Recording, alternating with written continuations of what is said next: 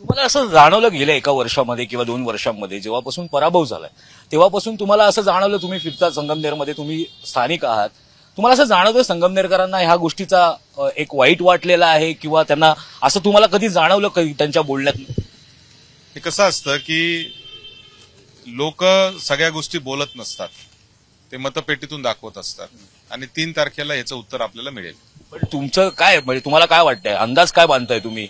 काय किती जागांचा अंदाज तुम्ही बांधून चाललेला? कारण तुम्ही त्यातले तज्ञ आहात, तुम्ही काहीतरी तर अंदाज बांधून चाललेला. नाही, आम्ही खूप चांगले उमेदवार दिलेले आहेत. यावेळेस आम्ही 31 जे उमेदवार आहेत त्यापैकी 20 नवीन उमेदवार आणि 11 अनुभवी उमेदवार आहे. आता समजा हे गणेश गुंजाळे हे आमचे तरुण तडफदार उमेदवार आहे, या दीपालीताई आमच्या पंचारी आहेत, या तरुण तडफदार उमेदवार आहेत.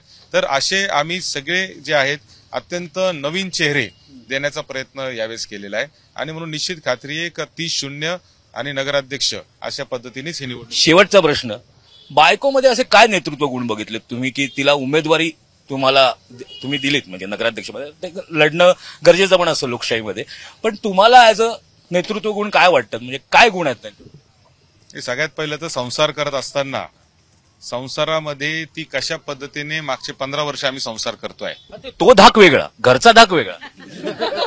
15 वर्ष संसार करत असताना एक गोष्ट मला तिची प्रकर्षाने जाणवते, ती समोर आहे म्हणून सांगत नाही, परंतु माणसं जपणं, माणसांशी वागणं, माणसांशी बोलणं ही आमच्या परिवाराची संस्कृती आहे.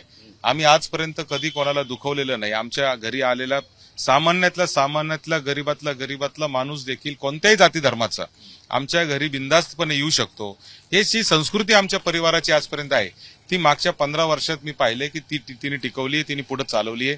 आमच्या आईचा जो जनसंपर्क आहे या शहरामध्ये, प्रत्येक घराघरामध्ये तिचे संबंध आहेत आणि हे पुढे कोण चालू शकतं ह्याचा जेव्हा आम्ही विचार केला तेव्हा आमच्या डोळ्यासमोर फक्त मैथिलीचंच नाव होतं आणि म्हणून आम्हाला तिला या ठिकाणी संधी द्यावी लागली. नवरा असा सार्वजनिक ठिकाणी इतकं उत्तम कौतुक करतो, ऐकून बरं वाटतं का एकदम भारी?